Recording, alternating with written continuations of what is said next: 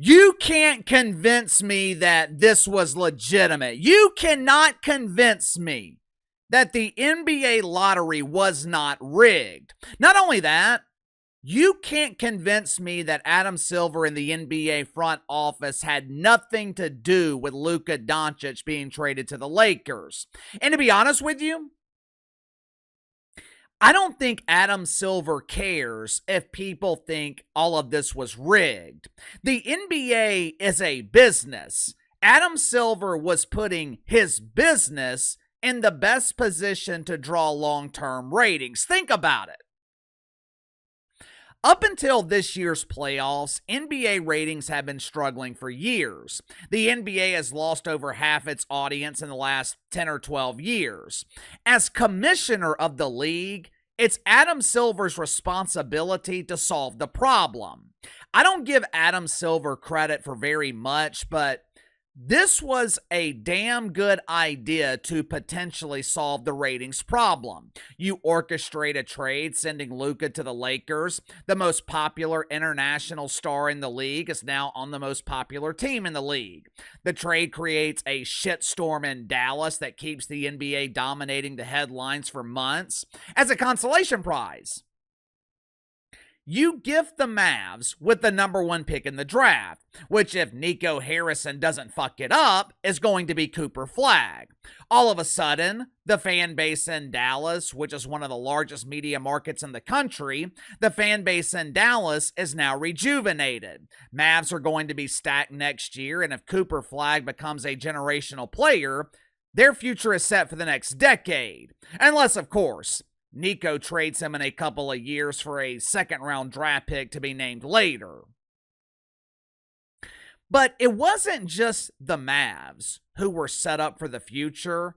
The Spurs got the number 2 pick, which they will probably use to trade for Giannis, pairing Giannis and Wemby in San Antonio with De'Aaron Fox and Chris Paul. Sixers get the 3rd pick, which will help them escape this ongoing nightmare with Joel Embiid. More importantly, the NBA seemed to punish teams that were intentionally tanking. The Wizards remain a wasteland. The Pelicans are well on their way to being sold, hopefully.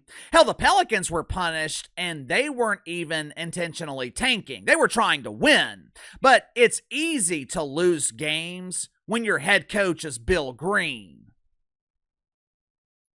I know people were surprised last night when the Mavs landed the number 1 pick with a less than 2% chance to do so, but I don't really understand the surprise. If you have been watching this league for years, you already know this is not the first time that the NBA has potentially rigged the lottery.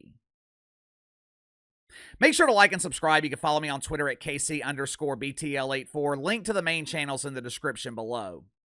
The first time the NBA was accused of fixing the lottery, it was back in 1985, which was the first time they even had the lottery.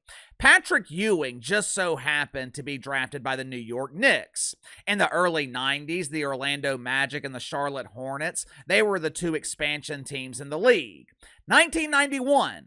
Hornets land the number 1 pick in the draft. They select Larry Johnson. 92 and 93, the Magic just happened to land the number 1 pick in back-to-back years. They draft Shaq and Chris Webber. They trade Chris Webber to the Warriors in exchange for Penny Hardaway.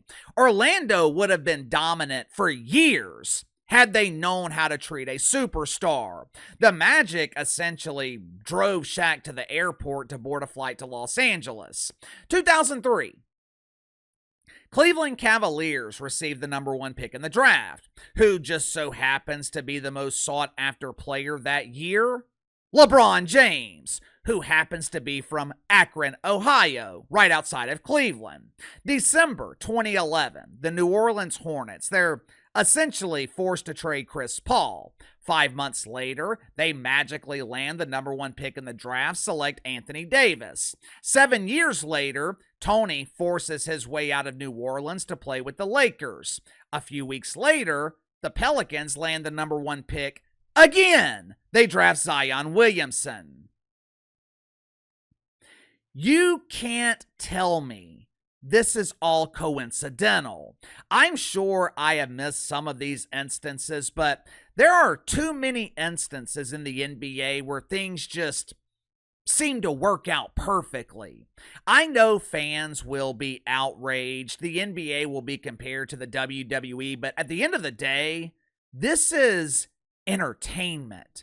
The NBA has no benefit with the Washington Wizards drafting Cooper Flagg, where he will be buried on regional television for the next decade. Same with the Charlotte Hornets. Hell, same with the Pelicans. You don't want to send a potential superstar to New Orleans.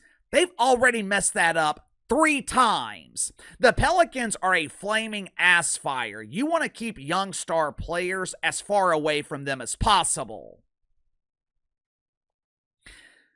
Fans can be outraged. The media can pretend to be outraged. None of it matters. The only thing that matters is the NBA presenting a compelling product. If the lottery was indeed rigged, the only thing Adam Silver is guilty of is doing what is best for business. He is putting the NBA in the best position to succeed. If Cooper Flagg was going to Charlotte, no one cares. If he goes to Utah, no one cares. Hell, the Jazz have been intentionally tanking for years now. Why should they be rewarded? This was the best case scenario for the NBA, and you can't tell me it was all some big coincidence. Sound off in the comments below. I'll see you guys later on the main channel.